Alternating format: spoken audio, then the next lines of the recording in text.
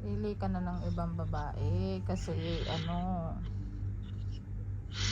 kung ganyan ang nararamdaman mo. No.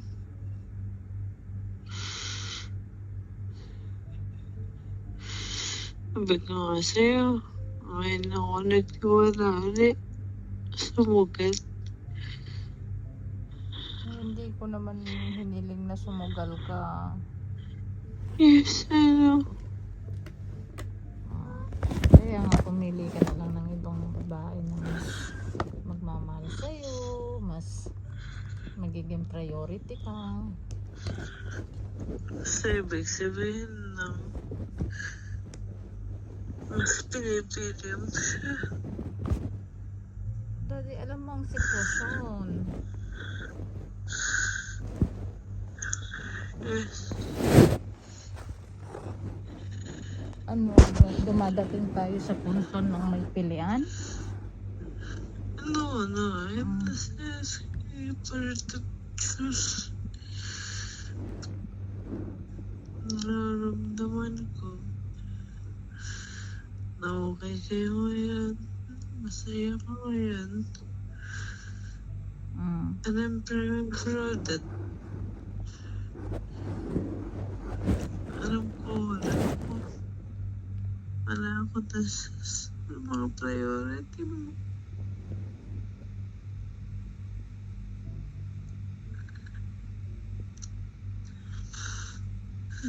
Diba alam mo naman kailangan ko maghanap buhay? Yes.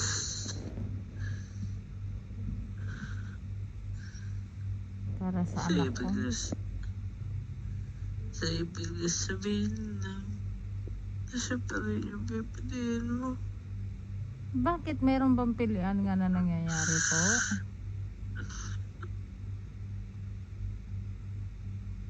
Kasi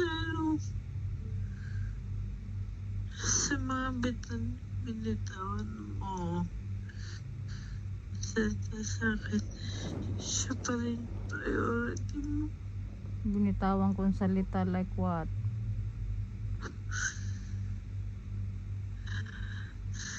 Mas marami kang dreams na kasama siya.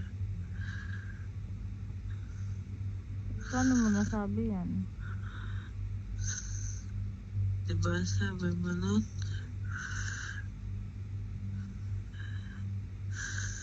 Na siya pa rin yung priority mo. Tawagin na sa akin natin. Anong dreams na naman yung sinasabi mo? Eh diba sinabi ko lang sa'yo, may problema nga siya. Kaya mahirap na makipag-usap sa'yo. Lahat na isi-share ko dati sa'yo. Ngayon, kada salita ko sa'yo, binibigyan mo na ng history, binibigyan mo na ng ng record. O, paano na yung dati kong best friend? Ano na nangyayari dyan? I'm still your best friend.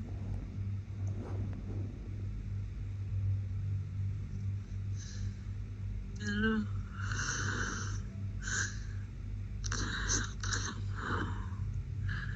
masakit para sa akin, May. Pero ako magawa.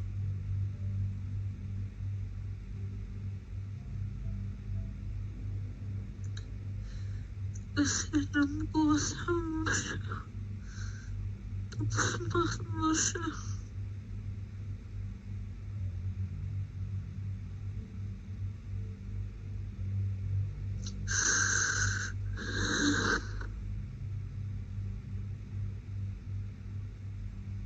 Oo, I know. Kasi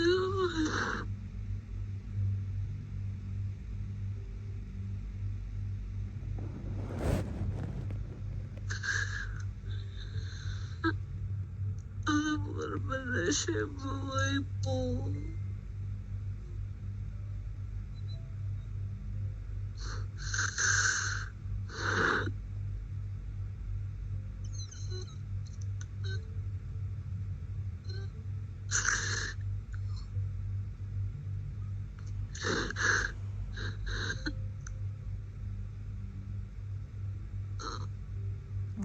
gagawin natin yan. Hindi lalayo na lang ako sa'yo. Gusto mo pa? Hmm? Gusto mo? Eh kung nahihirapan ka, ako ang lalayo sa'yo.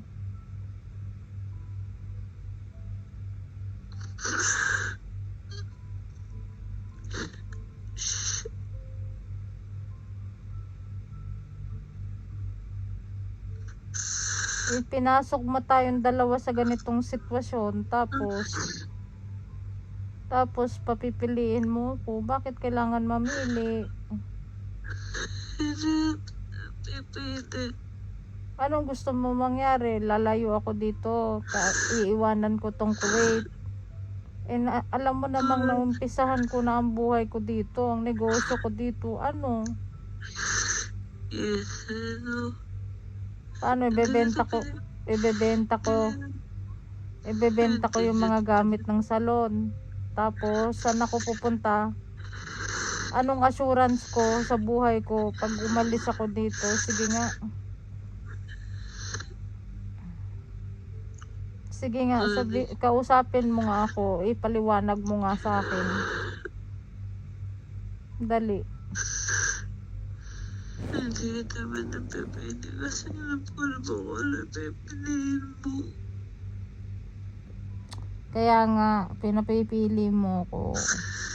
Kasi lagi ko siya, alam ko siya pipiliin mo. Ibig sabihin, mayroon sa isip mo, gusto mo ako mamili. Ano yun? Naglasing-lasing ka para ganyanin mo ako?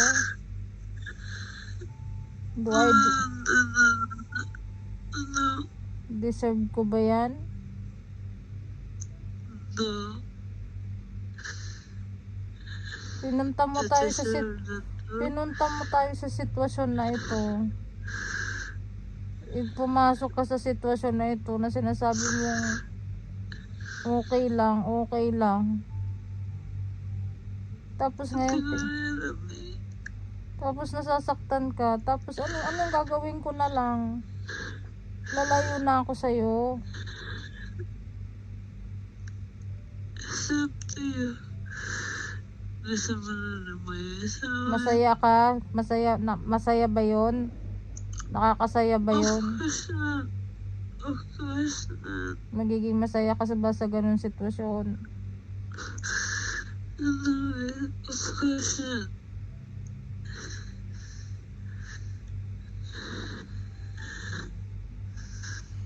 Pero hindi kasi mo na sitwasyon. I love you. Hindi yan love. Kung love yan, dapat masaya ka.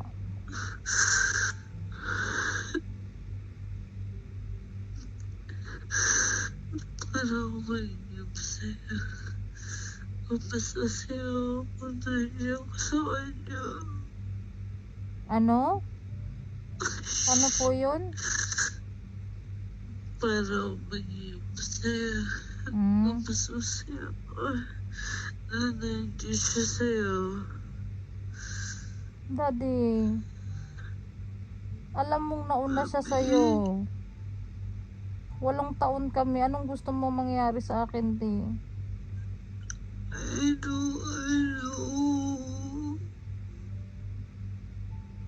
know that kaya wala akong bigla kasi hindi maging masaya kayo. Shit.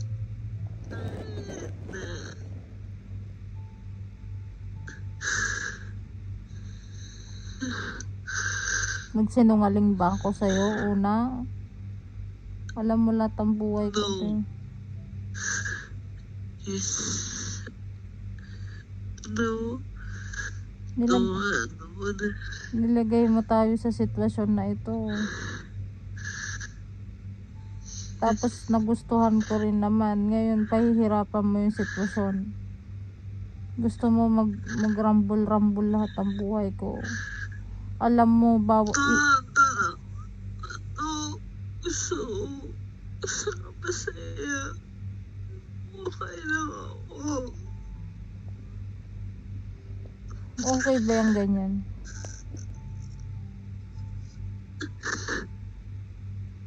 Hmm.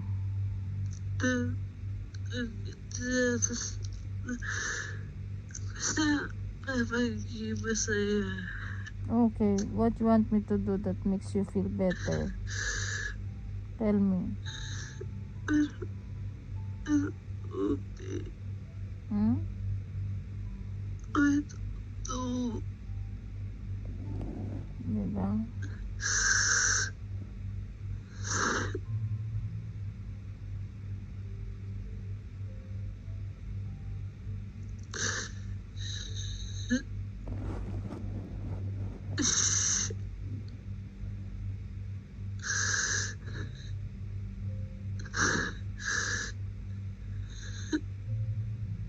Shit, putang ina, sakit.